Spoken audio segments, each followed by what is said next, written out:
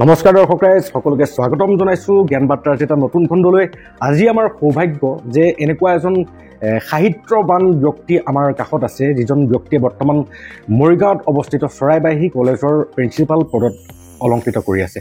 আৰু তেখেত হৈছে আমাৰ শ্ৰদ্ধাৰ ডক্টৰ কমল চন্দ্ৰ নাথ ডাঙৰীয়া। নমস্কাৰ ছাৰ। নমস্কাৰ ছাৰ, পোনপ্ৰথমে আপোনাক স্বাগতম জনাইছোঁ আমাৰ অনুষ্ঠানটোলৈ। আৰু আপোনাৰ বহুমূলীয়া সময় একাজলি আমাক দিয়াৰ বাবে আমি নথৈ আনন্দিত। আৰু মই আশা কৰোঁ আজি আমি কথোপকথনখিনিৰ দ্বাৰা যিখিনি কৰিবলৈ গৈ আছোঁ, আমাৰ অসমবাসীৰ ৰাইজৰ, অসমবাসীৰ নৱপ্ৰজন্ম তথা অসমৰ সাহিত্যপ্ৰিয় ব্যক্তিসকলৰ নিশ্চয় কিবা নহয় কিবা এটা উপকাৰ সাধন হ'ব। হয় ছাৰ, পোনপ্ৰথমে জানিব বিচাৰোঁ যে এখন কলেজৰ প্ৰিন্সিপাল পদলৈকে নিজকে উন্নীতকৰণৰ ক্ষেত্ৰত এজন ব্যক্তিৰ জীৱনত বহু অধ্যাৱসায়ৰ প্ৰয়োজন। ষ্টাডি হওক বা এডমিনিষ্ট্ৰেটিভ গোটেই ডিপাৰ্টমেণ্টটো চলাওঁতে বহুখিনি যোগ্যতাৰ দৰকাৰ।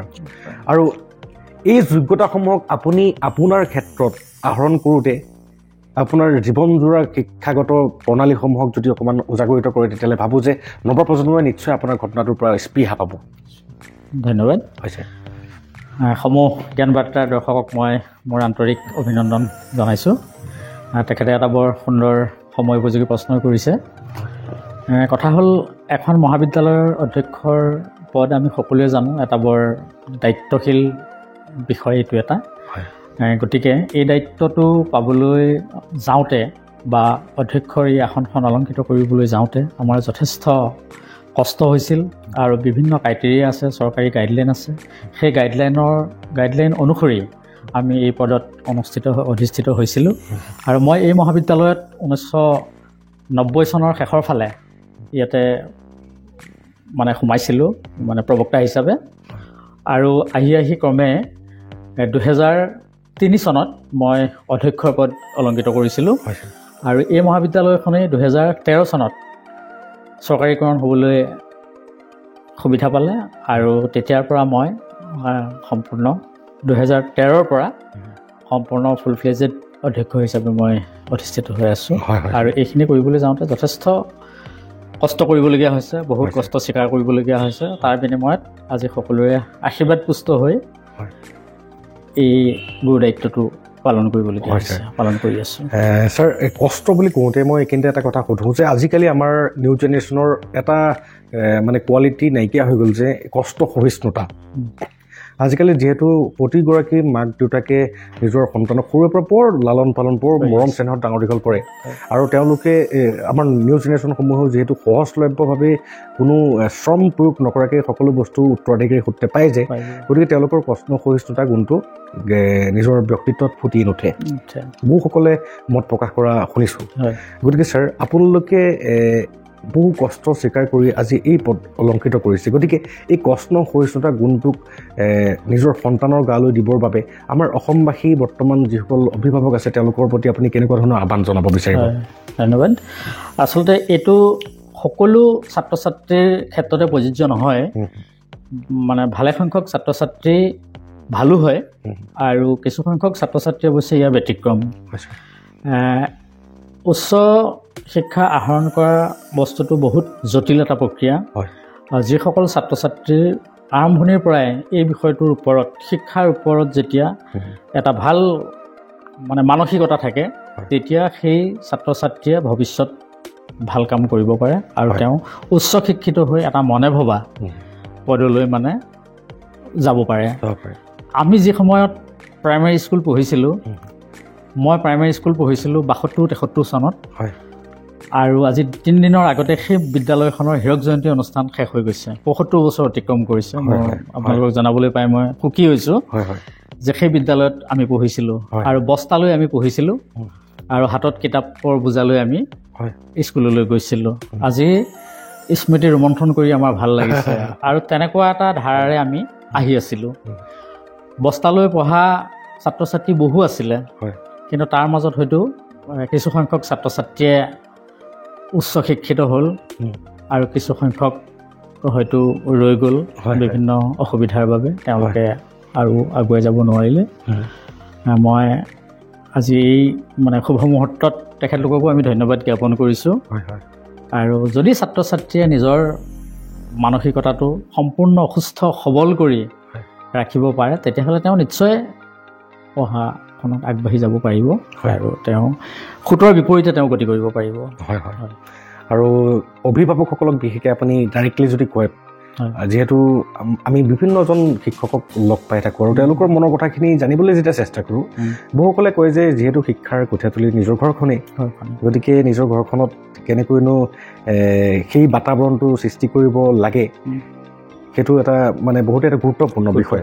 কিন্তু আমাৰ অভিভাৱকসকলে সকলোৱে সকলো যোগান দিছে, কিন্তু ঘৰৰ পৰিৱেশটোকে নিজৰ পৰিৱেশটোক হয়তো কোনোবাখিনিত পূৰ্ণাংগ ৰূপত সেই বাতাবৰণটো তৈয়াৰ কৰাৰ ক্ষেত্ৰত হয়তো বিফল হোৱা দেখা যায়। গতিকে আজি আমাৰ যিমান হাজাৰ হাজাৰ ষ্টুডেণ্ট আছে তাৰ মাজত খুব কম সংখ্যক, পাৰ্চেণ্টেজটো যদি চাওঁ খুব কম সংখ্যকে ছাকচেছ হোৱাগৈ দেখা যায়। গতিকে আপুনিও যিহেতু এজন অভিভাৱক, গতিকে আপুনি আপোনাৰ ঘৰত আপোনাৰ সন্তানৰ বাবে যিটো শৈক্ষিক পৰিৱেশ সৃষ্টি কৰিছে, তেনেকুৱাকৈ এটা আদৰ্শ আমাৰ অভিভাৱক সমাজলৈ যদি দিয়ে বহুতেই ভাল লাগিব। হয় হয়, মানে আজিৰ অভিভাৱকসকল যথেষ্ট সচেতন হৈছে ইতিমধ্যে। গতিকে তাৰ ক্ষেত্ৰতো দুই এক অভিভাৱক আছে বাৰু সচেতন নোহোৱা, কিন্তু সেই সচেতন নোহোৱা ব্যক্তিসকলৰ তাতো কিছু কাৰণ থাকে। কেতিয়াবা নিজৰ অৰ্থনৈতিক কাৰণো হ'ব পাৰে, কেতিয়াবা তাৰ পৰিৱেশৰ কাৰণো হ'ব পাৰে।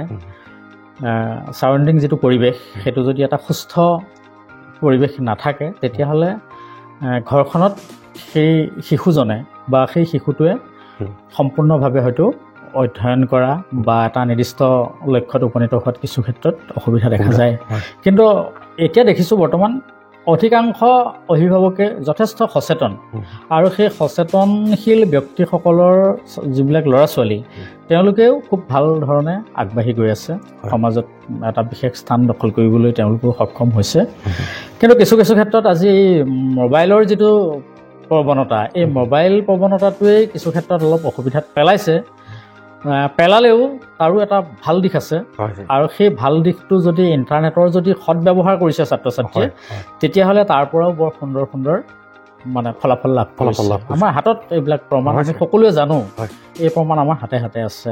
গতিকে মই আহ্বান জনাম অভিভাৱকসকলক, তেখেতলোকে তেওঁলোকৰ সন্তানক এটা ভাল পৰিৱেশ দিয়ক, আৰু মোবাইলটোৰ ক্ষেত্ৰত তেখেতলোকে মাক দেউতাকে অকণমান সচেতন হৈ চাওক, যদি প্ৰয়োজন হয় চাওক, আৰু যদি ছাত্ৰ ছাত্ৰীজনৰ সেই মুহূৰ্তত যদি মোবাইলটোৰ প্ৰয়োজন নাই, তেতিয়াহ'লে তেওঁলোকে তাৰ পৰা তেওঁক অকণমান বিৰত ৰখাৰ ব্যৱস্থা কৰক। তেতিয়াহ'লে দেখিব আমি ছাত্ৰ ছাত্ৰীৰ পৰা সুন্দৰ এখন সমাজ ভৱিষ্যতলৈ আমি কৰিব পাৰোঁ। খুব সুন্দৰ দৰ্শক ৰাইজ, নিশ্চয় আপোনালোকে অনুধাৱন কৰিব পাৰিছে আমাৰ এই গুণী জ্ঞানী ব্যক্তিসকল, যিসকলে এখন উচ্চ শিক্ষা অনুষ্ঠানৰ মুৰব্বী হিচাপে নিজৰ দায়িত্ব কৰ্তব্য পালন কৰিছে। তেওঁলোকৰ জীৱন দৰ্শনৰ পৰা আমি যদি কিছু জ্ঞান আহৰণ কৰি আমাৰ জীৱন বাটত প্ৰয়োগ কৰিবলৈ চেষ্টা কৰোঁ, তেতিয়াহ'লে আমি নিশ্চয় এটা সুগন্তব্যস্থানৰ অধিকাৰী হ'ম।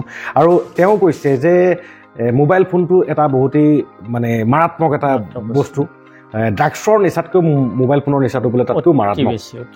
গতিকে মোবাইল ফোনটোক কেনেকৈ ব্যৱহাৰ কৰিব লাগে তাৰ বাবে আমি ডাঙৰবিলাকেই ভুক্তভোগী, আৰু তেনেস্থলত আমাৰ নৱপ্ৰজন্মই কি হ'ব পাৰে এইটো এটা প্ৰশ্নবোধক, আপোনাক অসমবাসী ৰাইজৰ বাবে এইটো এটা প্ৰশ্নবোধক। গতিকে আপোনালোকে সচেতন হৈ পেলাই আগবাঢ়িলে খুব ভাল লাগিব। হয় ছাৰ, যিহেতু আমি শিক্ষাৰ ক্ষেত্ৰখনৰ ওপৰত পাতি আছোঁ, উচ্চ শিক্ষাৰ ক্ষেত্ৰখনৰ ওপৰত, ছাৰ আপুনি PhD যেতিয়া কৰিবলৈ গৈছিলে, গতিকে PhDটোৱে হৈছে আমাৰ আটাইতকৈ সৰ্বোচ্চ মানে ডিগ্ৰী, ইউনিভাৰ্চিটি ডিগ্ৰী। গতিকে আপুনি PhD ডিগ্ৰী ল'বলৈ যাওঁতে আপোনাৰ বিষয়টো কি আছিলে, বা আপুনি PhD ডিগ্ৰী ল'বৰ কাৰণে সেই প্ৰৱণতাটো কেনেকৈ জাগিছিলে, সেই বিষয়ে অলপ থ্ৰুতে যদি কয়, তেতিয়া মই ভাবোঁ যে বৰ্তমান যিসকলে PhD কৰিম বুলি ভাবি আছে, নিশ্চয় তেওঁলোকে কিবা এটা অনুপ্ৰেৰণা পাব আগলৈ যাবলৈ। এইটো যথেষ্ট ভাল প্ৰশ্ন, বিশেষকৈ মোৰ কাৰণে এইটো এটা বৰ ভাল প্ৰশ্ন। মই যেতিয়া MA পাছ কৰিছিলোঁ, মই 92 চনত MA পাছ কৰিছিলোঁ, আৰু MA পাছ কৰোঁতে মই নিজকে তেতিয়া মানে ভাবিছিলোঁ যে PhD কৰিব লাগে, মানে বন্ধুবিলাকৰ মুখত শুনো, ছাৰহঁতেও কয় আমাক যে তোমালোকে ভাল ৰিজাল্ট এটা কৰা, তাৰপিছত তোমালোকে পঢ়ি চাই যেতিয়া তোমালোকে একেলগে PhDটো কৰি পেলোৱা। আৰু সেই ক্ষেত্ৰত মই আজি সেই শিক্ষকসকলক, সন্মানীয় শিক্ষাগুৰুসকলক মই ইয়াৰ পৰাই, তেখেতলোক নাই বৰ্তমান এই পৃথিৱীত, তথাপিতো মই তেখেতলোকক ইয়াৰ পৰাই মই সন্মান জনাইছোঁ, তেখেতলোকক শ্ৰদ্ধা জনাইছোঁ। তেখেতলোকৰ অনুপ্ৰেৰণাতেই মই PhD ডিগ্ৰী ল'বলৈ সমৰ্থ হৈছিলোঁ, আৰু প্ৰায় 98 মানৰ পৰা মই PhDৰ কামত লাগি গৈছিলোঁ। আৰু মোৰ PhDৰ বিষয় আছিলে মৰিগাঁও অঞ্চলৰ কালশিলা সত্ৰৰ ওপৰত হৃদয়ানন্দ কায়স্থৰ জীৱন দৰ্শন আৰু তেখেতৰ সাহিত্য কৃতিৰ ওপৰত তেখেত শংকৰোত্তৰ যুগৰ এজন বিশিষ্ট কবি আছিলে ৰামায়ণী কবি বুলি যাক কোৱা হয় তেখেতৰ সাহিত্যৰাজিৰ ওপৰত মই গৱেষণাৰ কাম আৰম্ভ কৰিছিলোঁ আৰু মোৰ গৱেষণাৰ গুৰু আছিলে গুৱাহাটী বিশ্ববিদ্যালয়ৰ সেই সময়ৰ মুৰব্বী অধ্যাপক অসমীয়া বিভাগৰ ডক্টৰ পৰীক্ষিত হাজৰিকা ছাৰ তেখেত সংসাৰত নাই যদিও মই তেখেতক শ্ৰদ্ধা জনাইছোঁ তেখেতৰ অনুপ্ৰেৰণাতে মই এই ডিগ্ৰী পাবলৈ সমৰ্থ হৈছিলোঁ 2002 চনত মই PhD ডিগ্ৰী লাভ কৰিছিলোঁ আৰু আপোনালোকে শুনি ভাল পাব যে এই PhD ডিগ্ৰীৰ ক্ষেত্ৰত মই যেতিয়া ফিল্ড ৱৰ্ক কৰিছিলোঁ মই যেতিয়া তথ্যভিত্তিক গৱেষণাৰ কাম আৰম্ভ কৰিছিলোঁ ফিল্ডত গৈছিলোঁ তেতিয়া মই মায়ং অঞ্চললৈ গৈছিলোঁ আৰু এই মায়ং অঞ্চলত গৈ মই হৃদয়ানন্দ কায়স্থৰ ওপৰত তেখেতৰ মানে বয় বস্তু যেতিয়া মই বিচাৰি আছিলোঁ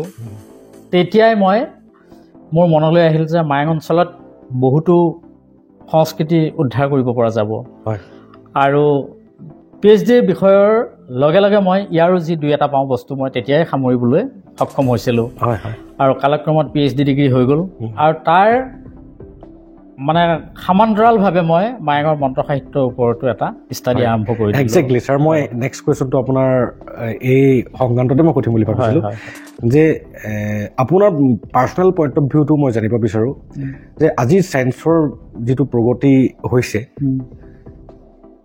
আজিৰ যুগত মানুহে মন্ত্ৰ বা সেই তেনেকুৱা বস্তুসমূহ ইমান এটা বিশ্বাস নকৰে সাধাৰণতে কিন্তু তথাপিও যিহেতু আমাৰ একাংশ মানুহে বৰ্তমানো সেই পৌৰাণিক চিন্তা চৰ্চাবিলাক কৰি আছে গতিকে মই জানিব বিচাৰোঁ আপোনাৰ পাৰ্চনেল পইণ্ট অফ ভিউৰ ফালৰ পৰা যিহেতু আপুনি এই বিষয়েও গৱেষণামূলকভাৱে নহ'লেও গৱেষণা কৰিছে গতিকে মায়াং মন্ত্ৰ শাস্ত্ৰ এইটো এটা বহুত এটা ডাঙৰ কথা সমগ্ৰ অসম নহয় এছিয়াত এখন মায়াংখন এখন এটা বহুতে হাইলাইটেড এৰিয়া গতিকে ছাৰ মায়াং মন্ত্ৰ শাস্ত্ৰৰ মানে তাৎপৰ্যৰ ওপৰত তথা ইয়াৰ গুণাবত্ত বা ইয়াৰ প্ৰকৃততে ই কিমান পাৱাৰফুল সেই বিষয়ে আপোনাতকৈ ভালকৈ ক'ব পৰা আমাৰ জিজ্ঞাসা পূৰণ কৰিব পৰা আৰু কোনোবা আছে বুলি আমাৰ অসমত নাভাবোঁ গতিকে আপুনি সেই জিজ্ঞাসাটো মোৰ লগতে অসমবাসীক পূৰণ কৰিব বুলি এই উত্তৰটো কামনা কৰিলোঁ এই প্ৰশ্নটো মোক বহুতেই কৰে হয় আৰু এই কাৰণে চাগৈ 2024 চনত দিল্লী পাহাৰগঞ্জৰ পৰা এটা বিশেষ প্ৰতিষ্ঠানে মোক 24 চনৰ বেষ্ট ৰাইটাৰ এৱাৰ্ড অলংকৃত কৰিছিলে মই ধন্যবাদ জ্ঞাপন কৰিছোঁ তেখেতলোকক আৰু কথা হ'ল মই যেতিয়া প্ৰথমতে মায়ঙৰ মন্ত্ৰ সাহিত্যৰ কাষ চাপিছিলোঁ তেতিয়া মোৰ প্ৰশ্ন আছিলে যে মই ইয়াক সাহিত্য হিচাপেহে উদ্ধাৰ কৰিম ই কেনেকুৱা সাহিত্য কাৰণ আমি জানো চৰ্যাপদৰ পৰাই ইয়াৰ এটা সম্পৰ্ক আহি আছে আৰু প্ৰথম মই সাহিত্য হিচাপেই ইয়াক মানে লৈছিলোঁ আৰু যেতিয়া মই মায়ঙৰ অলিয়ে গলিয়ে ঘূৰিছিলোঁ অলিয়ে গলিয়ে ঘূৰি মই বিভিন্ন বেজ বুলি যিবিলাক খ্যাত ব্যক্তি শ্ৰদ্ধাৰ ব্যক্তিসকলক মই লগ ধৰিছিলোঁ আৰু সেই বেজ বুলি যিবিলাক ব্যক্তি খ্যাত আছিলে তেখেতলোকে কিন্তু মোক কৈছিলে যে মন্ত্ৰৰ যথেষ্ট গুণাগুণ আছে আজিও আছে মন্ত্ৰৰ গুণাগুণ কিন্তু তাক হেৰি হিচাপে নাইকিয়া হৈছে মানে আগৰ যিটো তাৰ জোৰ বা প্ৰচলনটো যিমান মানে আগত বেছি আছিলে সেই প্ৰচলনটো কিন্তু বৰ্তমান কমি গৈছে প্ৰসাৰতাটো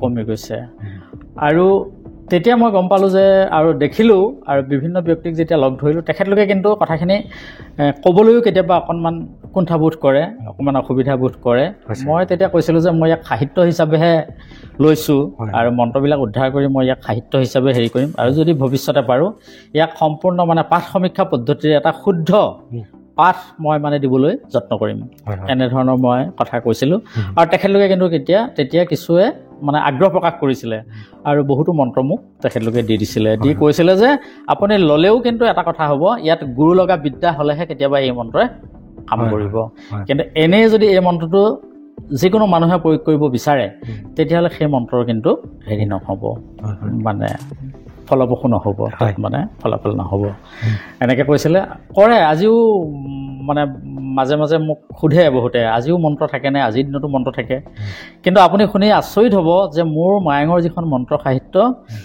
23 আৰু 24 বৰ্ষত মানে মই ভবাতকৈ বহু বেছি চেল হৈছে এই কিতাপখন বেছি চেল হৈছে গতিকে সেই খবৰটো ময়ো পাইছোঁ হয় গতিকে আৰু কোনো মানুহে মোক দ্বিতীয়বাৰ প্ৰশ্নও সোধা নাই কিতাপখন পঢ়ি মোক প্ৰশ্ন সোধা নাই যিখিনিয়ে প্ৰশ্ন সুধিছে তেখেতলোকে কিতাপখন নেদেখাখিনিহে মোক প্ৰশ্নখিনি সুধি আছে। গতিকে মই আকৌ কৈছোঁ পুনৰবাৰ যে মই মন্ত্ৰৰ কিবা বিশেষ গুণ আহক বা মন্ত্ৰই কাম কৰক এই কথা আগত ৰাখি কিন্তু মই কিতাপখন লিখা নাই। মই লিখিছোঁ যে পুৰণি সাহিত্যটো উদ্ধাৰ হওক। খুব সুন্দৰ ছাৰ। হয়, আৰু ভাল এটা কাম আপুনি মহত্বপূৰ্ণ এটা কাম আপোনাৰ দ্বাৰা হ'ল আৰু তাৰ বাবে আমিও সৌভাগ্যৱান যে ভগৱানে আপোনাক সেই শক্তি প্ৰদান কৰি আমাৰ অসমৰ ৰাইজৰ সেই জিজ্ঞাসাটো পূৰণ কৰিলে আমাৰ কমল নাথ ছাৰে। গতিকে দৰ্শক ৰাইজ এইখিনিতে মই আৰু এটা কথা কৈ দিওঁ। হয় ছাৰ। মই দৰ্শকসকলক জনাবলৈ পাই সুখী হৈছোঁ যে মায়ঙত বৰ্তমান এটা মিউজিয়াম প্ৰতিষ্ঠা হৈছে আৰু সেই মিউজিয়ামটোত অসংখ্য মন্ত্ৰৰ পুথি তাত সংৰক্ষণ কৰিছে।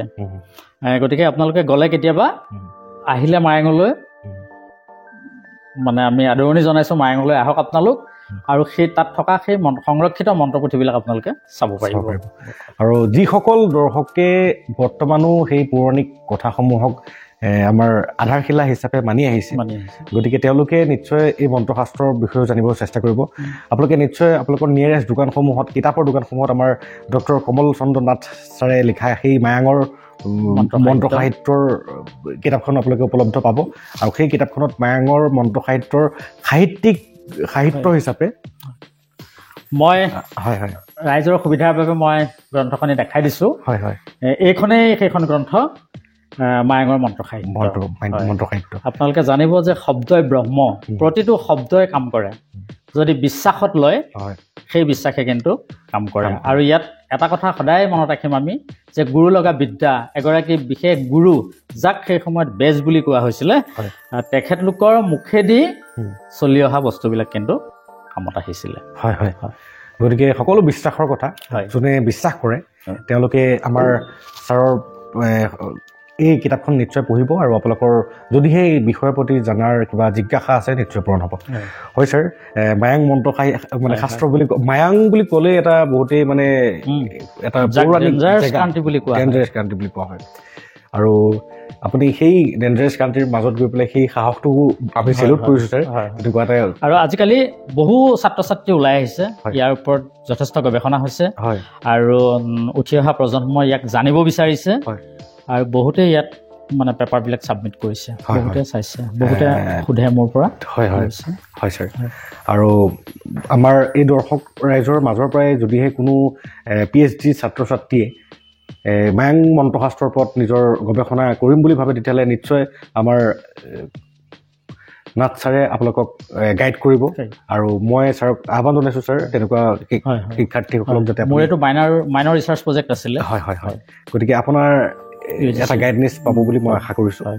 ছাৰ খুব ধুনীয়া। আৰু এতিয়া মই আহিছোঁ দৰ্শক ৰাইজ এজন এনেকুৱা ব্যক্তিক আপোনালোকক চিনাকি কৰি দিবলৈ, যিজন ব্যক্তিয়ে ইমান ব্যস্ততাৰ মাজতো এখন কলেজৰ প্ৰিন্সিপালৰ আসনত অলংকৃত হৈ গোটেই কলেজখনৰ মানে সামূহিক দিশ, প্ৰতিটো দিশ, গোটেই এডমিনিষ্ট্ৰেশ্যনেই হওক বা সকলো দিশ, ইমান ব্যস্ততাৰ মাজত তেখেতে প্ৰায় 30খনৰ অধিক কিতাপ আজিলৈকে সম্পাদনা কৰিছে, নিজৰ ববীয়াকৈ লিখি উলিয়াইছে, আৰু সেইজন হৈছে আমাৰ ছাৰ।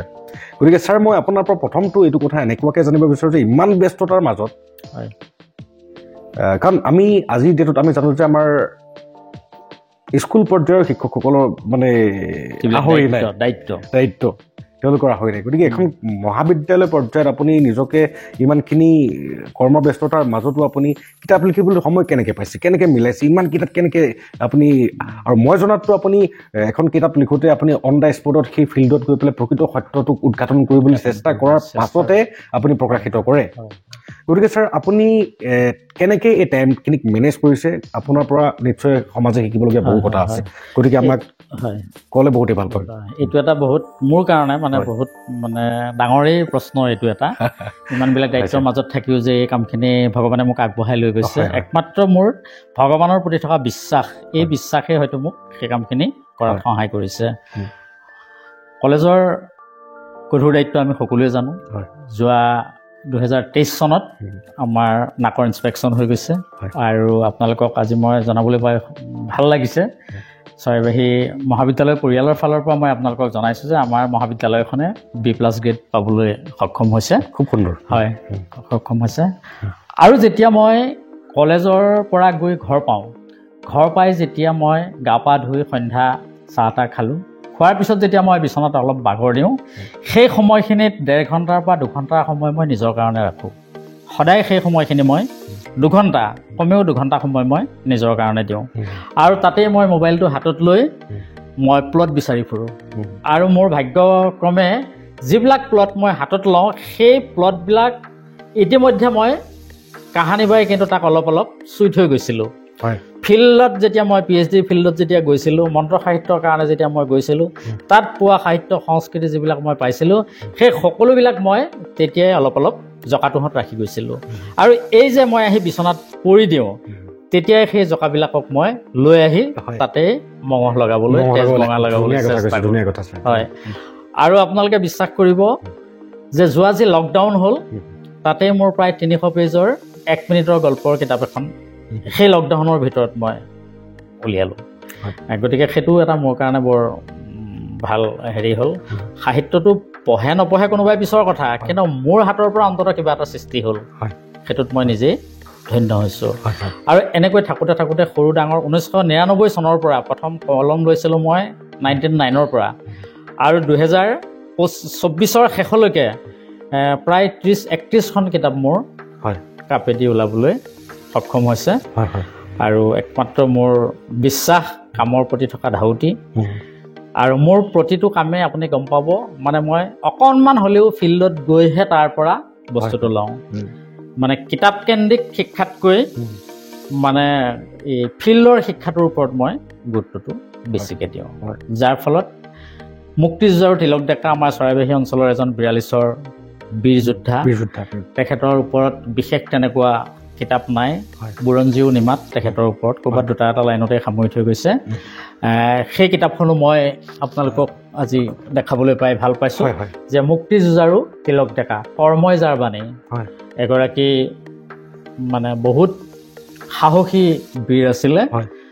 স্পটত তেখেত মৃত্যু হৈছিলে ব্ৰিটিছৰ গুলীত, আৰু সেইগৰাকী ব্যক্তি আছিলে আমাৰ চৰাইবাহী ব্যক্তি, আৰু তেখেত ঢুকাইছিলেগৈ বাৰুপুজীয়াত। গতিকে সম্পূৰ্ণ তেখেতৰ জীৱনী আমি ইয়াত লিখিলোঁ।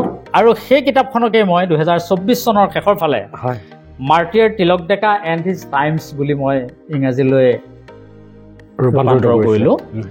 আৰু এই কিতাপখনো ইতিমধ্যে বহু পঢ়ুৱৈয়ে মোৰ হাতৰ পৰা সংগ্ৰহ কৰিছে, আৰু ভাল লাগিছে অন্ততঃ সেই কিতাপখনকে মই ইংৰাজীলৈ দিয়াৰ বাবে কিতাপখন এতিয়া বাহিৰলৈ যোৱাৰ এটা সুযোগ পাইছোঁ। খুব সুন্দৰ হয়। গতিকে এনেকৈ আপোনালোকৰ আশীৰ্বাদ শিৰত লৈ আমি সাহিত্য চৰ্চা অব্যাহত ৰাখিছোঁ, আৰু ভৱিষ্যতেও থাকিব বুলি আশা ৰাখিছোঁ।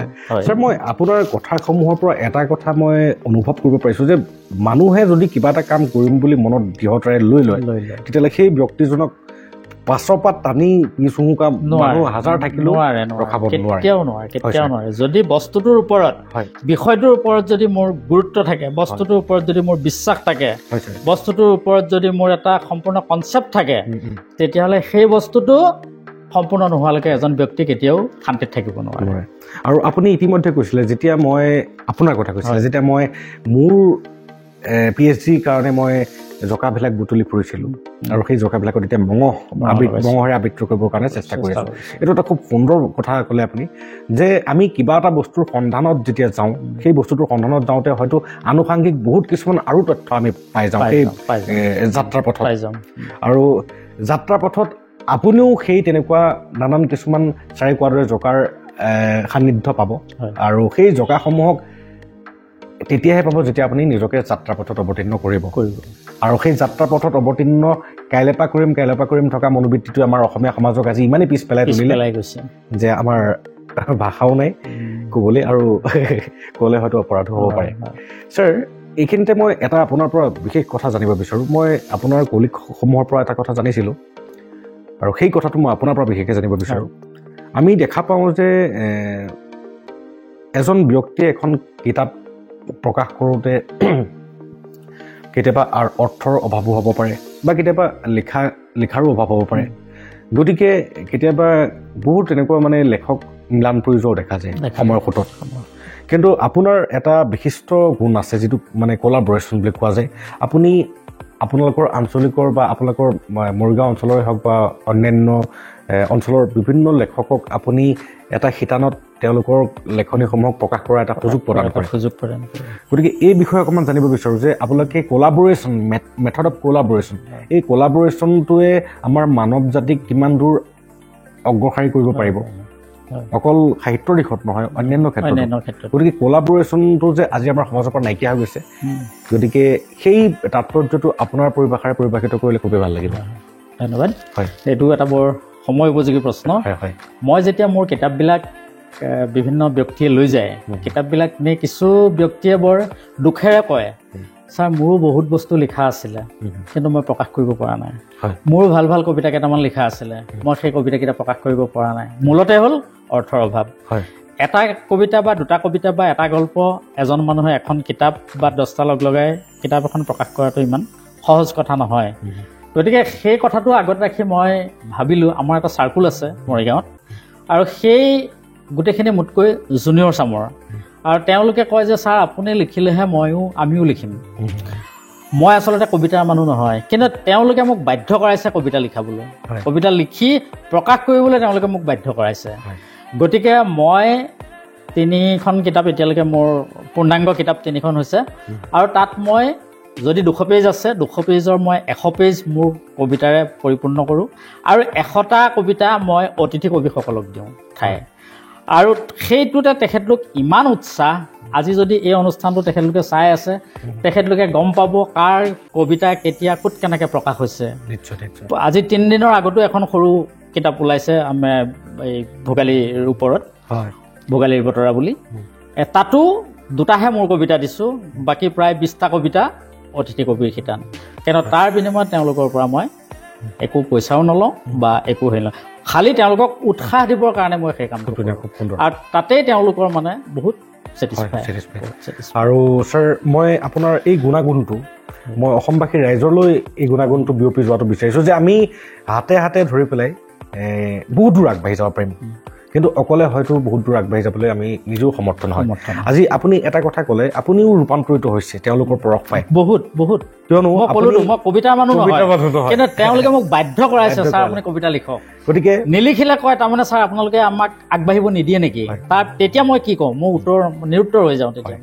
একজেক্টলি ছাৰ, হাইড্ৰজেন আৰু অক্সিজেন দুয়োটা যেতিয়া মিলিত হয় সেই এটা ৰূপান্তৰিত অৱস্থালৈ যায় পানী, যাক আমি পানী বুলি কওঁ, আৰু যিটো পানী গোটেই সমগ্ৰ পৃথিৱীৰ ৰাইজক পিয়াহ নিবাৰণৰ ক্ষেত্ৰত মানে সহায় কৰিছে। গতিকে আমি একতাই পৰম বল, আমি যদি ইজনে সিজনৰ লগত কোলাবৰেট কৰোঁ তেতিয়াহ'লে সেই কোলাবৰেটৰ দ্বাৰা যিটো বস্তু সমুদ্ৰ মন্থন কৰোঁতো কোলাবৰেটে কৰি পেলাই কৰিছিলে, গতিকে যিটো বস্তু উৎপন্ন হ'ব সেই বস্তুটো আমাৰ সৰ্বহিতাৰ্থী হ'ব। হয় ছাৰ, আহি মোৰ এটা কথা মনত পৰিলে, আপোনাৰ কোৱালিফিকেশ্যনৰ পৰা মই জানিব পাৰিছিলোঁ যে 1942 চনৰ 24 নৱেম্বৰ তাৰিখে আমাৰ গুৱাহাটীলৈ গুৱাহাটী টু নগাঁও যিটো আপোনাৰ ট্ৰেইন লাইন আছিলে, তাত এটা বহুত ডাঙৰ দুৰ্ঘটনা ঘটিছিলে ট্ৰেইনৰ, আৰু সেই দুৰ্ঘটনাটো মানে ইমানেই এটা ভয়াৱহ দুৰ্ঘটনা আছিল যে ব্ৰিটিছৰ ট্ৰেইন ভাগৰাই দিছিলে, কাৰণ সেই সময়ত আমাৰ ব্ৰিটিছৰ শাসন আছিলে।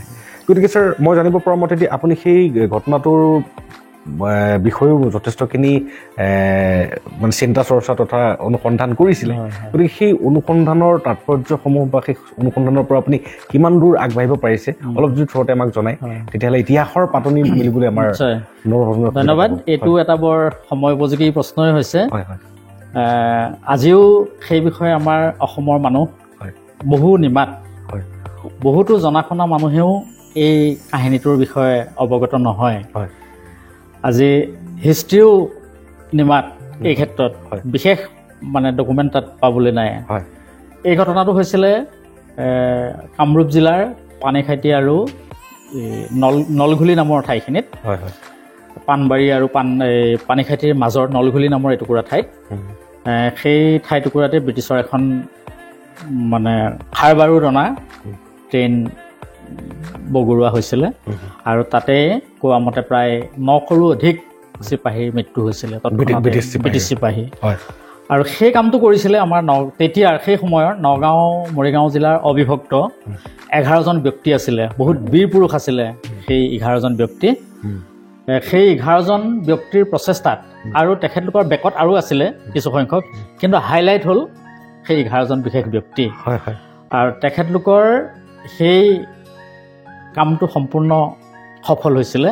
তেখেতলোকে আজি স্বাধীনতাৰ ৭৫ বছৰৰ পিছতো কিন্তু সেই বস্তুখিনিৰ ওপৰত বিশেষ চিন্তা চৰ্চা বা বিশেষ কোনো তেনেকুৱা তথ্য সম্বলিত গ্ৰন্থ আজিলৈকে কিন্তু প্ৰকাশ হোৱা নাই। যিটো ঘটনাই ব্ৰিটিছ পাৰ্লিয়ামেণ্টত সেই সময়ত হাহাকাৰ লগাই দিছিলে যে বিনা অস্ত্ৰ শস্ত্ৰৰে অসমত এখন ট্ৰেইন বাগৰাই ৯০০ৰো অধিক গোৰাপল্টনক হত্যা কৰা হৈছিলে। এইটো অসমৰ কাৰণে এটা বহুত মানে ডাঙৰ শক্তি। সেই সময়ত চাবলৈ গ'লে সেই সময়ত বহুত ডাঙৰ শক্তি। গতিকে সেই ঘটনাৰ লগত জড়িত 11জন ব্যক্তি আছিলে। আমাৰ মই সৌভাগ্যৱান যে তেনে এজন ব্যক্তিৰ ঘৰ আমাৰ চৰাইবাহী অঞ্চলত। আচ্ছা আচ্ছা। কামেশ্বৰ বৰদলৈ ঘৰ আমাৰ এই চৰাইবাহী অঞ্চলত। আৰু সিফালে মায়ঙত আছিলে মহদানন্দ দেৱগোস্বামী, তাৰপিছতে কামপুৰৰ ফালৰ আছিলে ভিভিৰাম বৰা, ভোগৰাম ডেকা, এনেকৈ আমাৰ 11জন ব্যক্তি আছিলে। ইয়াতে আমাৰ কপাহেৰা অঞ্চলৰ আছিলে বেণুধৰ ডেকা, ৰূপৰাম খুট। এনেকৈ ব্যক্তিৰ ফটো ইতিমধ্যে সংগ্ৰহ কৰিছোঁ। আৰু মোৰ এই তিলক ডেকা এণ্ড হিজ টাইমছ যিখন গ্ৰন্থ, এই গ্ৰন্থখনত মই তেখেতলোকৰ মহদানন্দ দেৱগোস্বামী, কামেশ্বৰ বৰদলৈ, বেণুধৰ ডেকা, ভিভিৰাম বৰা, ৰূপৰাম খুট, মাণিক চন্দ্ৰ বৰা আৰু ভোগৰাম ডেকা, এখেতলোকৰ মই ফটো সংগ্ৰহ কৰি এই গ্ৰন্থখনত লিপিবদ্ধ কৰিবলৈ সক্ষম হৈছোঁ। এইটো আমাৰ কাৰণে এটা বহুত ডাঙৰ কথা।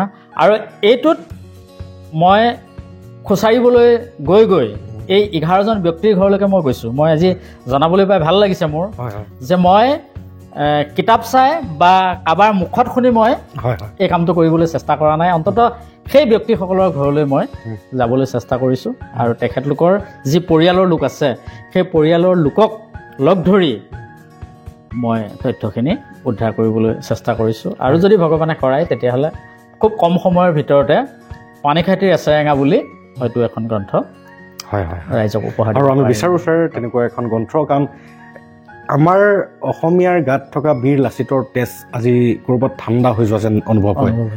গতিকে ছাৰ এনেকুৱা এখন কিতাপ লাগে যিখন কিতাপে আমাৰ অসমীয়া জাতিটোক প্ৰাণবন্ত কৰি তোলে সেই বীৰ লাচিতৰ দৰে। কাৰণ আমি অসমীয়া জাতিটোৱে আজি বীৰ লাচিতৰ কথা দোহাৰি পেলাই আত্মগৌৰৱ কৰি আছোঁ, হয়, কিন্তু জানো প্ৰকৃততে আমি সেই আত্মগৌৰৱৰ অধিকাৰী হ'ব পাৰিছোঁ। কাৰণ আমি খেতি কৰিবলৈ পাহৰিলোঁ, আমাৰ নিজৰ মাটি আজি অনা অসমীয়াৰ হাতলৈ হস্তান্তৰ কৰিলোঁ, চাকৰি এটা কৰিম বুলি ৱেইটিং কৰোঁতে জীৱনৰ আধা বেলিকা তাতে গুচি গৈছে। গতিকে আমাৰ অসমীয়া বৰ্তমানৰ যুৱ প্ৰজন্মক ফুল্লি এনাৰ্জেটিক কৰি তোলাকৈ আপুনি সেই বীৰত্বৰ কাহিনীসমূহক লৈ পেলাই এখন কিতাপ লিখাটো আমি অতিকৈ জৰুৰী বুলি ভাবোঁ। আৰু দৰ্শক ৰাইজ আপোনালোকে কি ভাবে? মই আপোনালোককো সুধিব বিচাৰোঁ। যদি আপোনালোকেও বিচাৰে তেতিয়াহ'লে কমেণ্ট কৰিব আমাৰ ছাৰৰ এই পডকাষ্টটো চাই থকা ব্যক্তিসকলে যে আপোনালোকে বিচাৰে নে নিবিচাৰে। বিশেষকৈ মই আপোনাৰ ছাত্ৰ ছাত্ৰীসকলক, বৰ্তমান আপোনাৰ ছাত্ৰ ছাত্ৰীসকলকো ক'ব বিচাৰোঁ যে তোমালোকে বিচৰা নে নিবিচৰা চৰাইবাহী কলেজৰ ছাত্ৰ ছাত্ৰীসকল, যদি বিচৰা আমাক কমেণ্ট কৰিব লাগে বুলি নিশ্চয় ছাৰক সেই কিতাপখন লিখিবই লাগিব। আৰু এই ক্ষেত্ৰত নলঘুলি ৰাইজ বৰ্তমান আৰু অসম উন্নতি সাধিনী মঞ্চ বুলি এটা গুৱাহাটীত এটা মঞ্চ আছে। এই মঞ্চটোৱে আজি প্ৰায় 5 বছৰমানৰ পৰা যথেষ্টখিনি কাম তেখেতলোকে হাতত লৈছে। আৰু প্ৰতি বছৰেই 24 নৱেম্বৰ তাৰিখটো নলঘুলিত বৰ উলহ মালহেৰে পালন কৰিছে। যোৱা 4টা বছৰ মই নিজেও তাত উপস্থিত আছোঁ। আৰু বেছ তেখেতলোকে মানে কামখিনি হাতত লৈছে। আৰু সেই কামখিনি আশা কৰিছোঁ সুন্দৰভাৱে অসমৰ ৰাইজে আদৰি ল'ব। ছাৰ, এতিয়ালৈকে আমি জানিব পাৰিছোঁ এজন সাহিত্যিকৰ মনৰ কথা আৰু এজন প্ৰিন্সিপালৰ মনৰ কথা। ছাৰ, মই এটা কথা মই জানিব বিচাৰোঁ যে মংগলদৈ অঞ্চলত এটা গীতি সাহিত্য আছে যিটোক চিয়া গীত বুলি কোৱা যায়। এতিয়া আমি কেৱল জানো যে চিয়া গীতি, তাৰ তাৎপৰ্যও নাজানো, তাৰ পৰিভাষাও নাজানো, তাক কেনেকৈ উপস্থাপন কৰিব লাগে বা অসমীয়া গীতি সাহিত্যৰ জগতখনত সেই চিয়া গীতৰ তাৎপৰ্যটো কি আমি একেবাৰে নাজানো। দৰ্শক ৰাইজ আপোনালোকে জানেনে বাৰু? নাজানো নিশ্চয়, মই নাজানো, আপোনালোকেও নিশ্চয় কোনোবাই নাজানে। নিশ্চয় আমি জানিবও বিচাৰোঁ ছাৰ। আমি জানিব পৰা তেতিয়া আপুনি তাৰ ওপৰত চিয়া গীতৰ ওপৰত যথেষ্টখিনি মানে অধ্যয়ন কৰিছে আৰু এখন কিতাপো উলিয়াইছে। গতিকে আমি জানিব বিচাৰোঁ চিয়া গীত কি। মই কোৱাৰ আৰম্ভণিতে মই আপোনালোকক দৰ্শকসকলৰ জ্ঞাতাৰ্থে মই এই আজি 24ৰ শেষত এই গ্ৰন্থখনেই মই আপোনালোকৰ মাজলৈ উলিয়াই দিবলৈ সক্ষম হৈছোঁ। কিতাপখনৰ নাম আছিলে দুৰ্গেশ্বৰ নাথ ওজাদেৱৰ চিয়া গীত। পুথিখন এক বিশ্লেষণাত্মক আলোচনা, এইটো মই নামাকৰণ কৰিছিলোঁ। এতিয়া কথা হ'ল এই কিতাপখন চিয়া গীতসমূহ মঙলদৈ অঞ্চলৰ গীত, মঙলদৈ অঞ্চলৰ একদম পুৰণা গীত এই গীতসমূহ। আৰু এই গীতসমূহ মঙলদৈ অঞ্চলত, চিপাঝাৰ অঞ্চলত বৰ সুন্দৰভাৱে ইয়াক পৰিৱেশন কৰা হয়। আৰু এই গীতবিলাকৰ অৰ্থও বহুত মানে তাৎপৰ্যপূৰ্ণ। বিশেষকৈ আমাৰ মৰিগাঁও নগাঁও অঞ্চলত যিবিলাক লোকগীত আছে, আমি প্ৰত্যেকেই লোকগীত শুনিছোঁ। আমাৰ খঞ্জুৰি আৰু তাল বা দুটালৈ যি গীত গোৱা হয়, এই গীতৰ লগত চিয়া গীতৰ এটা সম্পৰ্ক আছে। আমি ইয়াত লোকগীত বুলি কওঁ আৰু তাত সেইটোকে চিয়া গীত বুলি কয়। আৰু সম্পূৰ্ণ আধ্যাত্মিক ভাৱাসম্পন্ন এই গীতবিলাক, সম্পূৰ্ণ ভাৱাসম্পন্ন। সেই তাহানিতেই 1983 চনত স্বৰ্গীয় দুৰ্গেশ্বৰ নাথ ওজাদেৱে মঙলদৈ অঞ্চলত এই গীতসমূহ সংৰক্ষণ কৰিছিলে। আৰু মই বহুতো বিচাৰ খোচাৰ কৰি মানে 1 বছৰমান মই এই বস্তুটোৰ ওপৰত কৰিছিলোঁ, ৰিচাৰ্চ আৰু বিচাৰিছোঁ, পোৱা নাই। তাৰ পাছত গৈ পালোঁগৈ আৰু পাই মোৰ মানে মানসিকভাৱে মই শান্তি পালোঁ যে অন্ততঃ মই 2টা লাইন হ'লেও মই কাৰোবাক জনাব পাৰিম লিখিত হিচাপে। আৰু তাৰ ফলশ্ৰুতিতে দুৰ্গেশ্বৰ নাথৰ চিয়া গীত মানে এক বিশ্লেষণাত্মক আলোচনা নামৰ গীতখন ওলাল। আৰু মই সেই মঙলদৈবাসী ৰাইজক মই ইয়াৰ পৰাই মই হাতযোৰ কৰিছোঁ। আৰু চাবলৈ যদি যাওঁ ছাৰ, কোনোবা এজন মানে শিক্ষাৰ্থীয়ে এই চিয়া গীতৰ ওপৰতো PhD নিশ্চয় কৰি আছে। এই চিয়া গীতৰ ওপৰত বহুতে অধ্যয়ন কৰি আছে আৰু বহুতে ৰিচাৰ্চ কিমান দূৰ কৰিছে মই নাজানো, মোৰ অৱগত নহয়। কিন্তু এক সংখ্যক মানুহে এই কামটোত কিন্তু আগবাঢ়ি আছে, কৰি আছে। বিশ্ববিদ্যালয় পৰ্যায়তো তেখেতৰ কিতাপ চলি আছে তাত। খুবেই এটা আমাৰ বাবে এটা গৌৰৱৰ বিষয়। আৰু ছাৰ বহুতেই ভাল লাগিছে আজি আপোনালোকৰ কথা বতৰাখিনি জানিবলৈ পাই। ছাৰ, মই এটা কথা মানে নিজে অনুভৱ কৰিছোঁ যে আপুনি যথেষ্টখিনি কিতাপ যিহেতু নিজৰ বাবে লিখিছে। এতিয়া আজিৰ ডেটত আমি ছাৰ নিজকে যদি চাওঁ যে আমাৰ এখন কিতাপ পঢ়াৰ প্ৰতি ধৈৰ্য নাথাকে। এখন কিতাপ মেলিলোঁ হয়, এটা অধ্যায় পঢ়িলোঁ হয়, সেই কিতাপখন কোনদিনা মই জপাই থৈছিলোঁ আজিও কিজানি মেলা নাই, তেনেকুৱা কিতাপ বহুত আছে মোৰ নিজৰ জীৱনৰ ক্ষেত্ৰত। হয়, আৰু আমি অধ্যয়ন পিপাসু লোক হৈও আমাৰ ক্ষেত্ৰতে তেনেকুৱা।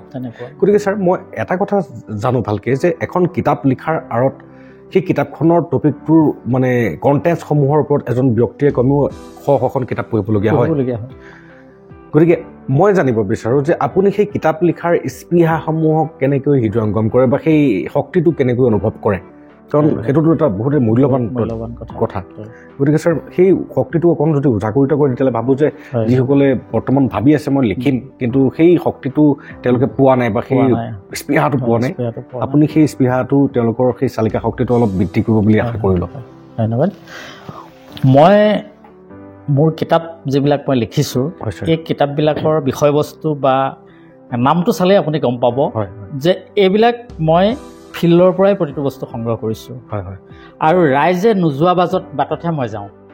মোৰ সেইটো ভাল গুণে নে বেয়া গুণে মই নাজানো, কিন্তু যিটো দিশত ৰাইজে আগ নাবাঢ়ে সেইটো দিশতহে কিন্তু মই আগবাঢ়োঁ। ছাৰ, আপুনি এই কথাটোতে মই সংযোগহে কৰিছোঁ ছাৰ, ক্ষমা কৰিব। সত্যনাথ বৰাদেৱৰ সাৰথি কিতাপখনত আছে যে নদীৰ ভটিয়নি সোঁতৰ লগত কেৱল মৃতসমূহহে উটি যায়। গতিকে এই কথাটোৰ পৰা এটাই কথা মই দৰ্শক ৰাইজক ক'ব বিচাৰোঁ যে জীৱন্ত ব্যক্তি এইসকল, আৰু এওঁলোকৰ আদৰ্শক যদি আমি নিজৰ জীৱনৰ আদৰ্শৰ লগত সংযোজন কৰিব পাৰোঁ তেতিয়াহ'লে আমাৰ জীৱনৰ গতিপথ কোন দিশে যাব আপুনি নিজে বিবেচনা কৰি যাব। হয় ছাৰ। গতিকে মই যেতিয়া সেই তেনেকুৱা এটা বিষয় মই নিৰ্বাচন কৰি লওঁ তেতিয়া কণ্টেণ্টছটো মোৰ মনলৈ এনেই আহি যায়। মই কবিতা কিতাপ এখন যেতিয়া উলিয়াম বুলি কওঁ, মোক আমাৰ চাৰ্কুলৰ মানুহখিনিয়ে কয়, ছাৰ আপুনিতো বিষয় বাছি দিবই আমাক, গতিকে আমাক কি লিখিম আমি, আপুনি বিষয় বাছি দিলে আমাৰ লিখিবলৈ অসুবিধা হয়।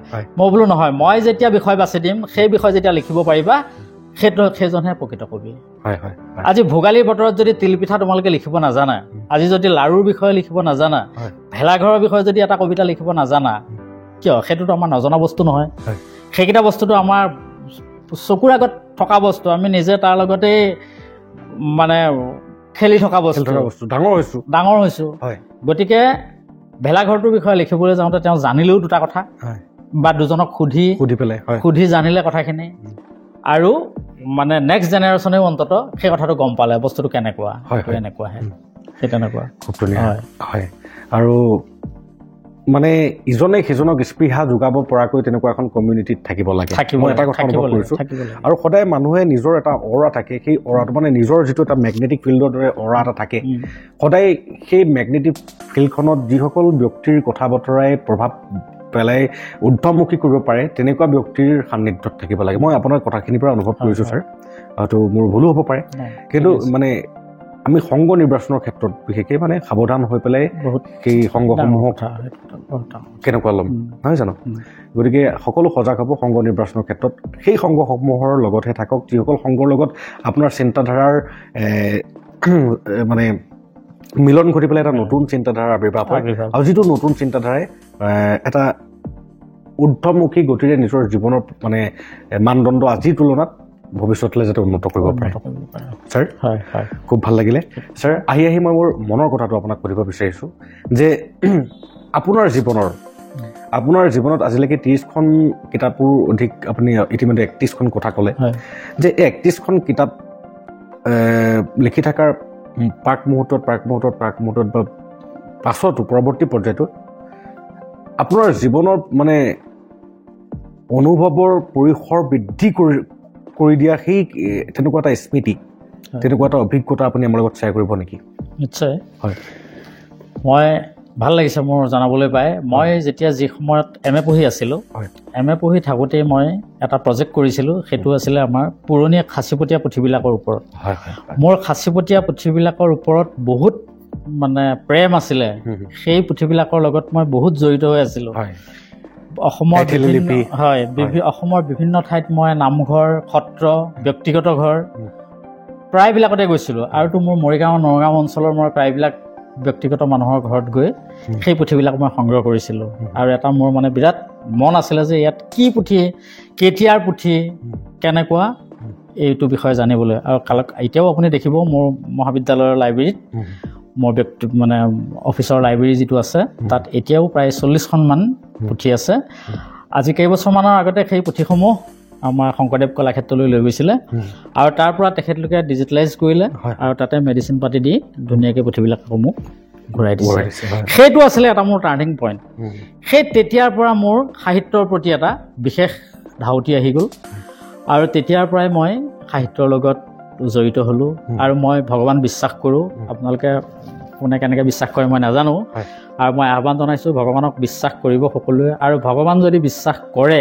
তেতিয়াহ'লে আপুনি ভবামতে আপুনি ফল এটা পাব দুদিন পিছত পাব কিন্তু আপোনাক ভগৱানে ফলটো দিব মই যিটো বুজিলোঁ ভগৱান বিশ্বাস আৰু সাহিত্য মানে এনেকুৱা এটা চৰ্চা যিটো সহিত নিজৰ হিতৰ বাবে কৰা চৰ্চাই আছে সাহিত্য আৰু আমাৰ এই সাহিত্যিকসকলে নিজৰ হিতৰ কাৰণে যিসমূহ চৰ্চা কৰি পেলাই আমাৰ বাবে আগুৱাই দিলে সেই আগুৱাই দিয়াসমূহে কেৱল তেওঁৰে হিত নহয় আমাৰো হিত কৰিছে আৰু আশা কৰোঁ আমাৰ সমাজখনৰ পৰা সাহিত্য মানে হিত কৰি আনৰো হিত কৰা ব্যক্তিৰ সংখ্যা বাঢ়ক আমাৰ নৱপ্ৰজন্মৰ ক্ষেত্ৰত বাঢ়ক ছাৰ লেখক যিসকলে লিখিম বুলি ভাবি আছে ভাবি থাকিলে নহ'ব লেখাচোন লিখি পেলাই অভিজ্ঞ ব্যক্তিসকলক দেখুওৱা মই এইখিনিতে যিসকল আমাৰ সন্মানীয় দৰ্শকে চাই আছে ইয়াত যথেষ্ট গুণী জ্ঞানী ব্যক্তি আছে লেখক সাহিত্যিক আছে ইয়াতে চাই গতিকে মই তেখেতলোকক কৰেজোৰে প্ৰাৰ্থনা কৰিছোঁ যদি আপোনাৰ আশে পাশে বা আপোনাৰ যদি কোনোবা বন্ধু বান্ধৱ ছাত্ৰ ছাত্ৰী আছে এই লিখাৰ ক্ষেত্ৰত আগবঢ়া তেখেতলোকক আপুনি উলিয়াই আনক লিখা ভাই যদি প্ৰকাশ কৰিব নোৱাৰে মোৰ হাতত দিয়া আপুনি একেবাৰে নোৱাৰিলে অন্ততঃ 8-10টা আপোনাৰ লেখাৰ লগতে যদি তেওঁলোকৰো যদি লেখা সোমোৱাই এখন যদি সৰু কলেবৰৰ কিতাপো যদি তেওঁলোকৰ হাতত উপহাৰ দিব পৰা যায় তেতিয়াহ'লে সেই ব্যক্তিজনৰ সেই ছাত্ৰজনৰ সেই ব্যক্তিজনৰ লিখাৰ উৎসাহ কিন্তু দুগুণে বৃদ্ধি পাব বহুত সুন্দৰ সুন্দৰ সাহিত্যৰ সৃষ্টি হৈ আছে তেওঁলোকৰ হাতত কিন্তু প্ৰকাশৰ বাধাৰ কাৰণে সেইবিলাক আমাৰ ওচৰলৈ অহাৰ সুবিধা পোৱা নাই খুব সুন্দৰ ছাৰ আৰু আমাৰ এই গুণীজ্ঞানী ব্যক্তিসকলৰ বা অভিজ্ঞ ব্যক্তিসকলৰ জীৱনৰ এই অভিজ্ঞতাসমূহ সঞ্চয় কৰিছোঁ আমাৰ জ্ঞান বাৰ্তাই উদ্দেশ্য এটাই আমাৰ অসমীয়া সমাজখনৰ নৱপ্ৰজন্ম অসমীয়া সমাজ বুলি ক'লে কেৱল অসমীয়া জাতিটোকে নুবুজায় ইয়াত সামূহিক জাতিৰ মানে সংমিশ্ৰণ আছে গতিকে সকলোৰে বাবে আমি এই যাত্ৰা আৰম্ভ কৰিছোঁ জ্ঞান বাৰ্তা এই জ্ঞান বাৰ্তাৰ দ্বাৰা আপোনালোকে নিজকে উদ্বুদ্ধ কৰিবলৈ চেষ্টা কৰক কাৰণ মই আজি এই ব্যক্তিসকল আমাৰ যিসকল পূজনীয় ব্যক্তিয়ে গোটেই জীৱনজোৰা অভিজ্ঞতাৰে পৰিপুষ্ট হৈ আছে তেওঁলোকৰ সেই অভিজ্ঞতাসমূহক ৰোমন্থন কৰি পেলাই সেই তাৰ পৰা যিখিনি মৌপান কৰিব পাৰোঁ তাৰ বাবে মই নিজে বহু কথা শিকিছোঁ ছাৰ আজিলৈকে গতিকে মই আশা কৰোঁ আমাৰ নৱপ্ৰজন্মই বহুখিনি কথা শিকক সেয়েহে ছাৰ আমাৰ যিটো জ্ঞান বাৰ্তা বুলি কওঁ সেই জ্ঞান বাৰ্তা ল'বলৈ গৈ আছোঁ যে আপোনাৰ জীৱনৰ মূল মন্ত্ৰটো কি কোনটো মন্ত্ৰই আপোনাক আজিলৈকে এজন প্ৰাণৱন্ত ব্যক্তি বুলি এজন কৰ্মস্পৃহাবান ব্যক্তি হিচাপে এজন সুদক্ষ ব্যক্তি হিচাপে এজন শাৰীৰিকভাৱে একদম পূৰা ষ্ট্ৰং ব্যক্তি হিচাপে যিটো শক্তি আপোনাক আজিলৈকে পৰিচালিত কৰি আছে সেই শক্তিটোক যদি বৰ্তমান আমাৰ অসমবাসী ৰাইজৰ বাবে আপুনি উজাগৰিত কৰে আশা কৰোঁ আপোনাৰ জীৱনৰ লগত বা আপোনাৰ অৰাটোৰ লগত কানেক্ট কৰিব পৰা ব্যক্তিসকলৰ নিশ্চয় বহু সুবিধা হ'ব হয় ধন্যবাদ হয় আচলতে জ্ঞান বাৰ্তা মই দিব পাৰোঁনে নোৱাৰোঁ মই নাজানো কিন্তু এই জ্ঞান বাৰ্তাৰ অনুষ্ঠানটোৰ জৰিয়তে মই দৰ্শকসকলক এটাই আহ্বান জনাম যে যিগৰাকী যি বস্তুৰ প্ৰতি যি বিষয়ৰ প্ৰতি ৰাপ থকা তেখেতলোকে সেই কামটো কৰি যাওক আৰু যিহেতু আমি ইয়াত লিখা মেলা সাহিত্যৰ কথাহে পাতি আছোঁ গতিকে মই সাহিত্য বস্তুটো অকণমান টাৰ্গেট কৰিব লাগিব গতিকে মই কৈছোঁ যে যদি আপুনি কিবা ভাবিছে লিখক প্ৰকাশ পাইছে নাপাইছে কোনোবাই আপোনাৰ লিখা পঢ়ে নপঢ়ে পিছৰ কথা কিন্তু আপুনি লিখক আপোনাৰ মনৰ ভাৱ প্ৰকাশ কৰক দেখিব কিছুদিনৰ পিছত আপোনাৰ সাহিত্য এটা পূৰ্ণাংগ অৱস্থালৈ আহিছে পূৰ্ণাংগ এটা অৱস্থালৈ আহিছে গতিকে এই বাৰ্তাটোৱে মই দিম যে আগবাঢ়ি আহক আৰু লিখা পঢ়াৰ যাৰ ধাউতি থাকে বা এই লিখা স্পৃহাটো বহুত ডাঙৰ স্পৃহা আপুনি বিশ্বাস কৰিব মই মাজতে মোৰ কিছু মানে শাৰীৰিকভাৱে অলপমান মই অসুস্থ হৈ গৈছিলোঁ কিন্তু এইটো মন্ত্ৰই এই লিখা মন্ত্ৰটোৱে কিন্তু মোক বহুত আজিৰ তাৰিখত ভগৱানৰ কৃপাত সতেজ কৰি দিছে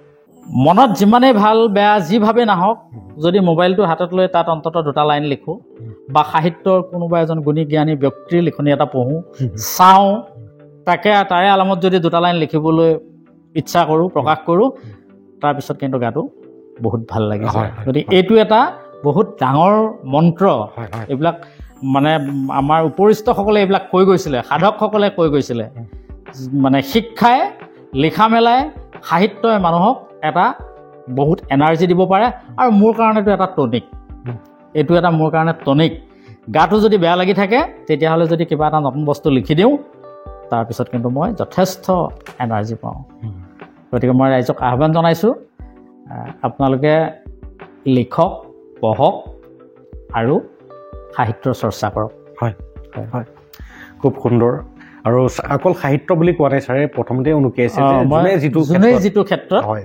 ৰাপ আছে কৰি যোৱা আৰু যেতিয়া ৰাপ থকা ক্ষেত্ৰ এটাত দৰ্শক ৰাইজ মই বিগত 12 বছৰে এনেকুৱা আধ্যাত্মিক কিছুমান দৰ্শনৰে অধ্যয়ন কৰিবৰ কাৰণে ছাৰৰ প্ৰয়াস কৰি আছিলোঁ আৰু তেতিয়া গম পালোঁ যে আমাৰ মনটো আৰু আমাৰ মগজুটো মন আৰু মগজুক একাকাৰ কৰিব পৰা শক্তিটোৱে হৈছে পৰম জ্ঞান আৰু যেতিয়া এজন মানুহে নিজৰ কৰ্ম স্পৃহা থকা ক্ষেত্ৰখনত কাম কৰে তেতিয়া নিজৰ মন আৰু মগজুটো একাকাৰ হৈ থাকে আৰু সেই সময়ত তেওঁ পৰম আনন্দৰ অনুভৱ কৰে গতিকে এইটো এটা সাইকোলজিকেল কথা বা স্পিৰিচুৱেলি কথা বুজিয়াসকলে নিশ্চয় ইয়াৰ গভীৰ তত্ত্ব বুজিব পাৰে আৰু এইখিনিৰ লগতে মই আৰু অকণমান সংযোগ কৰি দিছোঁ বিশেষকৈ ছাত্ৰ ছাত্ৰীসকলক উদ্দেশ্যে মই এটা কথা ক'ম যে ছাত্ৰ ছাত্ৰীসকল বিশেষকৈ আমাৰ 12 বছৰৰ পৰা মানে 20-22 বছৰলৈকে তাৰমানে ডিগ্ৰী পাৰ হোৱালৈকে এই সময়খিনি ছাত্ৰ ছাত্ৰীসকলৰ কাৰণে এটা ভয়াৱহ সময় প্ৰতিজন অভিভাৱকে জানে প্ৰতিজন শিক্ষাগুৰুৱে জানে মাক দেউতাকে জানে সকলোৱে জানে যে তেওঁলোকৰ কাৰণে এটা বৰ ভয়াৱহ সময় বয়সটো এই বয়সত ছাত্ৰ ছাত্ৰীসকলে এটা আমাৰ বৰ্তমান পাঠ্যপুথিত যিহেতু শিক্ষা নাই বুলিয়ে ক'ব লাগিব আজিৰ তাৰিখত, সম্পূৰ্ণভাৱে এতিয়াও সেই শিক্ষাটো হোৱা নাই, সেইটোৱে হ'ল ব্ৰহ্মচৰ্য শিক্ষা। এই ব্ৰহ্মচৰ্য শিক্ষা ছাত্ৰ ছাত্ৰীসকলে আয়ত্ব কৰক, অভিভাৱকসকলে তেওঁলোকক দিয়াৰ ব্যৱস্থা কৰক, গুৰুৱে দিয়াৰ ব্যৱস্থা কৰক, আচাৰ্যসকলে দিয়াৰ ব্যৱস্থা কৰক। তেতিয়া দেখিব আমাৰ ছাত্ৰ ছাত্ৰীসকল যিমানেই মোবাইল চাই বেয়া নহওক, সেই মূল খুঁটিলে ঘূৰি আহিব, আৰু সেই ছাত্ৰ ছাত্ৰী কোনোদিন কিন্তু বেয়া হ'ব নোৱাৰে, সি বেয়া বস্তু খাব নোৱাৰে, বেয়া ৰাস্তা সি ল'ব নোৱাৰে। তাক এই ব্ৰহ্মচৰ্য এনেকুৱা এটা আধ্যাত্মিক শিক্ষা ছাত্ৰ ছাত্ৰীসকলৰ কাৰণে, সেই শিক্ষাটোৱে তেওঁলোকক কিন্তু বৰ দুখ লাগে ছাৰ, বহুতেই দুখৰ কথা যে আমাৰ সমাজখনত একাংশই নিজকে পণ্ডিতালি দেখাবলৈ গৈ এই শব্দবোৰৰ ভুল পৰিভাষা কিছুমান আমাক সমাজত বিয়পাই দিলে। এতিয়া ব্ৰহ্মচাৰ্য ধাৰণ কৰিব পাৰিলে এজন ব্যক্তি কেতিয়াও বেয়া নহয়। ছাৰে কৈছে 2000 চনতে মই ব্ৰহ্মচৰ্য গীতি ব্ৰহ্মচৰ্য বুলি এখন কিতাপ লিখিছিলোঁ। মোৰ মনলৈ আহি থকা এইবিলাক খুদমুদ ভাৱৰ কাৰণে মই বিভিন্ন কিতাপ পঢ়িছিলোঁ, আৰু তেতিয়াই মই ব্ৰহ্মচৰ্য শিক্ষাৰ ওপৰত একজেক্টলি ছাৰ মই এইখিনিতে আপোনাক এটা প্ৰশ্ন কৰিব বিচাৰোঁ যে ব্ৰহ্মচাৰ্য বুলি ক'লে আমাৰ সামাজিক পৰিভাষা মতেদি আমাৰ সমাজত যিসকল মানুহে ব্ৰহ্মচাৰ্যৰ পৰিভাষাটোক পৰিভাষিত কৰে তেওঁলোকে কয় যে ব্ৰহ্মচাৰ্য মানে হ'ল সংসাৰ ত্যাগ কৰা এজন ব্যক্তি, বৈৰাগ্য মানে। আমাৰ সমাজত প্ৰচলিত সম্পূৰ্ণ ভুল। ব্ৰহ্মচাৰ্য কাক পোৱা যায় মই আপোনাৰ পৰা বিশেষকৈ পৰিভাষিত কৰিব বিচাৰোঁ সকলোৱে জানিব পৰাকৈ। ব্ৰহ্মচৰ্যটো এটা বেলেগ বস্তু। ই আমাৰ ছাত্ৰ ছাত্ৰীসকলৰ 12 বছৰৰ পৰা 20-22 বছৰৰ সময়লৈকে, এই সময়টো হ'ল এটা বয়সন্ধিকাল বুলি আমি যাক কোৱা হয়। এই সময়টোতেই ছাত্ৰ ছাত্ৰীসকলৰ বা ল'ৰা ছোৱালীৰ মানে যৌৱনপ্ৰাপ্ত হয় তেওঁলোকে, আৰু সেই সময়খিনিয়ে হ'ল আমাৰ কাৰণে, আমাৰ মনোবিজ্ঞানৰ মতে সেই সময়খিনি ছাত্ৰ ছাত্ৰীসকলৰ কাৰণে এটা বৰ ভয়াৱহ সময়। সেইখিনি সময়ত আমাৰ কি অসুবিধা হয় আমি প্ৰত্যেক ব্যক্তিয়ে আমি জানো, আমাৰ প্ৰত্যেকজন অভিভাৱকে জানে, প্ৰত্যেকজন শিক্ষাগুৰুৱে জানে। সেই অসুবিধাখিনিৰ পৰা বিৰত কৰিবৰ কাৰণে এই শিক্ষাটো যদি তাত দিয়া হয়, তেতিয়াহ'লে ছাত্ৰ ছাত্ৰীখিনি কেতিয়াও তাৰ পৰা বিচলিত হ'ব নোৱাৰে। খুব সুন্দৰ ছাৰ। গতিকে আজি মই আহ্বান জনাম, এই সম্পৰ্কত কিতাপ লিখক। আমাৰ যথেষ্ট আজিকালি মানে আমাৰ যিটো যোগ শিক্ষা, আমাৰ যিটো যোগ জ্ঞান যিটো হৈছে, এই যোগ জ্ঞানৰ জৰিয়তে যথেষ্ট কিতাপ আজিকালি সৃষ্টি হৈছে। আসন প্ৰাণায়াম যোগ এইবিলাকৰ যথেষ্ট কিতাপ ওলাইছে। এই কিতাপবিলাক আমাৰ ছাত্ৰ ছাত্ৰীয়ে পঢ়ক, আমাৰ অভিভাৱকসকলে পঢ়ক, তেতিয়াহ'লে সেই শিক্ষা তেওঁলোকে ছাত্ৰ ছাত্ৰীক বা নিজৰ সন্তানক ধুনীয়াকৈ দিব পাৰিব। খুব সুন্দৰ। কিন্তু চবতকৈ ডাঙৰ সমস্যাটো এইটোৱে যে নপঢ়ে। এইটোৱে হ'ল আমাৰ কাৰণে বহুত এটা দুৰ্ভাগ্য। আৰু ছাৰ বিগত 5000 বছৰৰ ইতিহাস যদি আমি চাওঁ, আমাৰ পৃথিৱীৰ ইতিহাস, আহিছে মানুহ গৈছে মানুহ, কোটি কোটি কোটি কোটি বিলিয়ন বিলিয়ন মানুহ আহিলে, বিলিয়ন বিলিয়ন গুচি গ'ল। কিন্তু এই বিলিয়ন বিলিয়ন মানুহৰ মাজত কেৱল 5000 বছৰৰ ইতিহাস যদি চাওঁ, 500 জন বা 1000 জন ব্যক্তি ওলাব যিসকলে নিজৰ নাম নিজৰ খ্যাতি পৃথিৱীত থৈ গৈছে, যাক আমি পাহৰা নাই। মাত্ৰ মই মেক্সিমাম 1000 ওলাব দৰ্শক ৰাইজ, আপোনালোকক ক'ব বিচাৰোঁ। গতিকে এই মাত্ৰ 1000 জন ব্যক্তিয়ে নিজৰ নাম থ'বলৈ যে পাৰিলে, বাকী বিলিয়ন বিলিয়ন বিলিয়ন বিলিয়ন মানুহ ইয়াত আহিছে, মানুহ গৈছে, মানুহ হিচাপে গুচি গ'ল। গতিকে আমি আজি জ্ঞান বাৰ্তাৰ প্ৰচেষ্টাৰে সেই ব্যক্তিসকলৰ কাৰণে কাম কৰি আছোঁ, যিসকল ব্যক্তিয়ে নিজৰ নাম এটা পৃথিৱীত থৈ যাবৰ কাৰণে প্ৰয়াস কৰে। আমি সকলোৰে কাৰণে কাম কৰি থকা নাই। আৰু আমাৰ ইণ্টেলেকচুৱেল পডকাষ্টসমূহক ছাৰ অনুভৱ কৰিব পাৰোঁ যে এই পডকাষ্টসমূহক চাই পেলাই সকলোৱে আগ্ৰহী নহ'বও পাৰে, আৰু বৰিঙো লাগিব পাৰে কাৰোবাৰ। গতিকে আমি সেই বৰিং লগা দৰ্শকসকলৰ কাৰণে পডকাষ্ট কৰা নাই। আমি যিসকল মানৱ সম্পদ, যিসকলে ভৱিষ্যতলৈ গৈ পেলাই এই মানৱ সমাজখনক হাতত খামুচ মাৰি পেলাই ধৰি থাকিব, সেই ব্যক্তিসকলৰ কাৰণে জ্ঞান বাৰ্তাৰ পডকাষ্টসমূহ কৰিছোঁ। আৰু ব্ৰহ্মচাৰ্যৰ কথা যিহেতু ছাৰে কৈছে, ব্ৰহ্মচাৰ্য, এই ব্ৰহ্মই যেনেকুৱা আচৰণ দেখায় ব্ৰহ্মাণ্ডকণে, সেই আচৰণৰ অধিকাৰী হ'বলৈ নিজকে তৈয়াৰী কৰাটো হৈছে ব্ৰহ্মচাৰ্য। আৰু আমাৰ সমাজত ভুল কিছুমান পৰিভাষাৰে পৰিভাষিত কৰিছে। হয়, যৌৱন প্ৰাপ্তিৰ বয়সত সন্ধিকালত আমাৰ দেহৰ যিটো মানে আভ্যন্তৰীণ সলনি হয়, বা সেই সময়ত আমি কেনেকুৱা শিক্ষাৰে আমাৰ শিক্ষিত হ'ব লাগে, ল'ৰাসকলক জানিব লাগে, ছোৱালীসকলক হওক, খুব সুন্দৰকৈ ক'ব জানিলে শিক্ষকেও ক'ব পাৰে, ক'ব জানিলে মাক দেউতাকেও বুজাব পাৰে।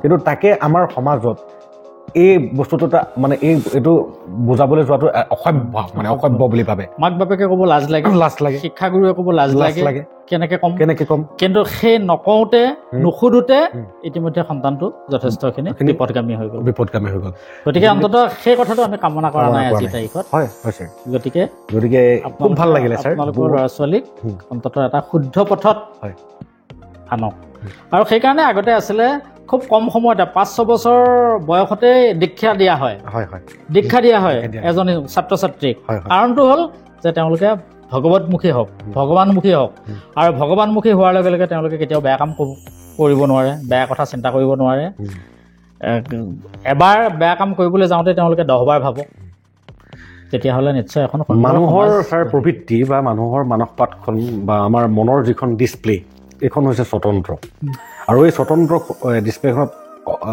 বেয়া চিন্তাও আহিব ভাল চিন্তাও আহিব খালি এই বেয়া ভাল চিন্তাসমূহক ইউটিলাইজ কৰিব পৰাকৈ আমাৰ ব্ৰেইনটোক আমি এনেকুৱাভাৱে বিকশিত কৰিব লাগিব যাতে বেয়া চিন্তাটোৱে মোক গ্ৰাসিত কৰিব নোৱাৰে আৰু সেই জ্ঞানসমূহ হৈছে আধ্যাত্মিক জ্ঞান আৰু সেই জ্ঞানসমূহ আমাৰ জ্ঞান বাৰ্তাৰ প্ৰতিটো পডকাষ্টত আছে এই গুণজ্ঞানী ব্যক্তিসকলৰ গোটেই জীৱনটোৰ অনুভৱ হিচাপে ছাৰ বহুত ভাল লাগিলে আজি আপোনাৰ লগত সময়খিনি কটাই আৰু আশা কৰোঁ আগন্তুক পৰ্যায়তো আপোনাৰ যিখিনি পৰিকল্পনা ভৱিষ্যতৰ পৰিকল্পনা সেই পৰিকল্পনাসমূহ পূৰণ হওক আৰু মই ব্যক্তিগতভাৱে মোৰ জিজ্ঞাসা বহুখিনি পূৰণ হৈছে আৰু আশা কৰোঁ দৰ্শক ৰাইজ নিশ্চয় আপোনালোকৰো জিজ্ঞাসা নিশ্চয় পূৰণ হৈছে সাহিত্যৰ ক্ষেত্ৰত হওক মায়াঙৰ কথা আলোচনা কৰিলোঁ ইতিহাসৰ কথা কিমান যে ক্ষেত্ৰ ল'লোঁ আজি গতিকে আগন্তুক পৰ্যায়ত ছাৰৰ নতুন চিন্তাধাৰাৰ কিছু আকৌ কৰিম বুলি আলোচনা কৰিম বুলি আমি এটা প্ৰতিশ্ৰুতিবদ্ধ হৈছোঁ আজি জ্ঞান বাৰ্তাৰ যি এটা সুন্দৰ অনুষ্ঠান আমাৰ জৰিয়তে আমাৰ দৰ্শকবৃন্দলৈ আমি আগবঢ়াবলৈ চেষ্টা কৰিলোঁ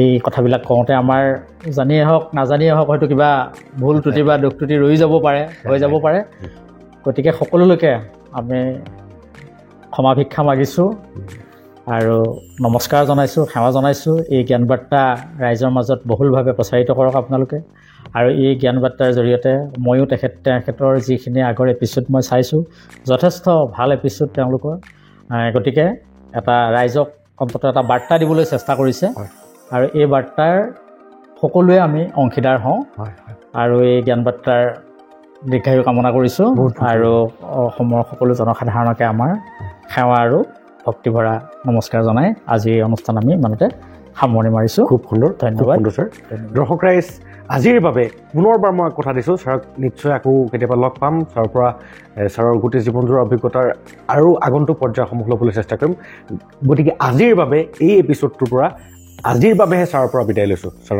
নমস্কাৰ